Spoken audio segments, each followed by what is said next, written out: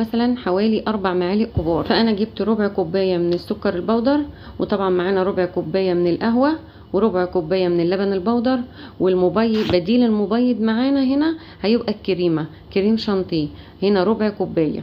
لو عايزه تعيريهم بالمعلقه مثلا يبقى 4 معالق كبار من كل نوع.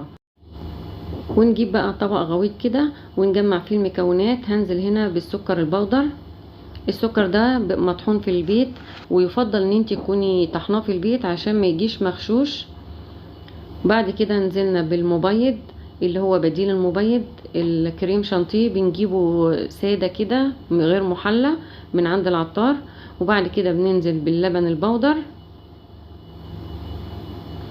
ومعانا بقى النسكافيه اللي هو القهوه اللي موجوده معانا هننزل بيها.